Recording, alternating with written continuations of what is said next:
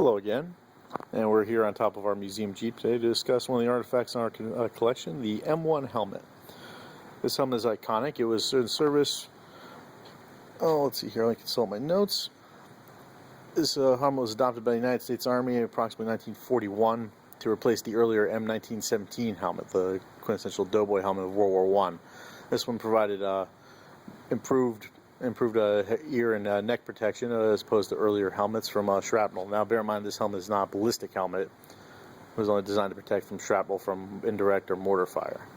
This particular example here is set up in a 1944 configuration. It has the M1944 mesh net, which was designed as two folds, designed to kind of reduce the shine of the metal when it was wet, and also to put foliage in for camouflage.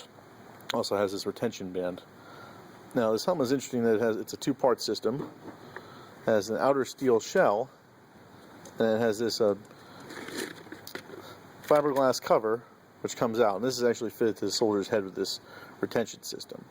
It's actually fiberglass, and this was often worn in parade or rear settings. This would often be polished or painted and used for ceremonial use, particularly in the post-war occupation of Germany by the military police would have this polished and have MP insignia and stripe painted along the side. But this is for combat use. This was what was fitted into the helmet.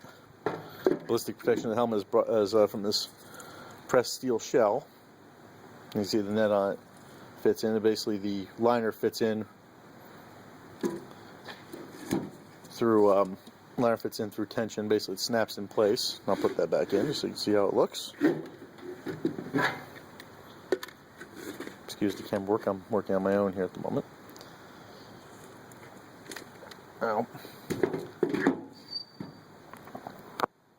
Now, for the armed forces of the United States in total, by 1945, approximately 22 million of these were produced.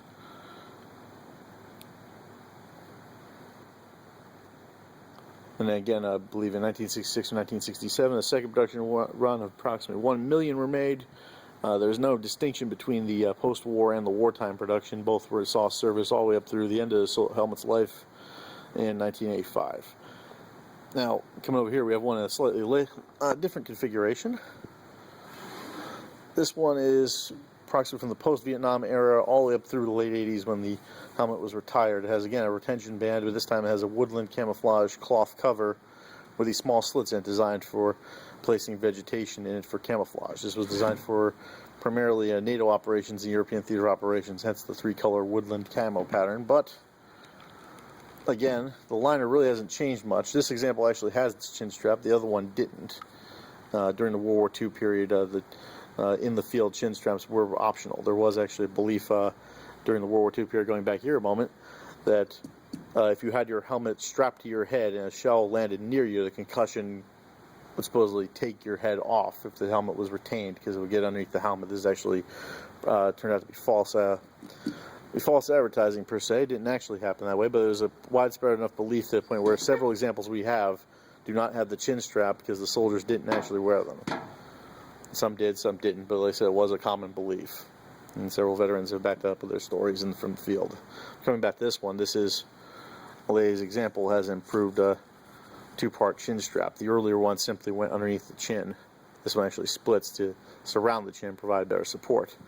Both in this period and in earlier, there was an airborne variant of this. Unfortunately, we do not have an example out here that had, in addition, a leather chin cup to help retain the helmet on the head during parachute operations.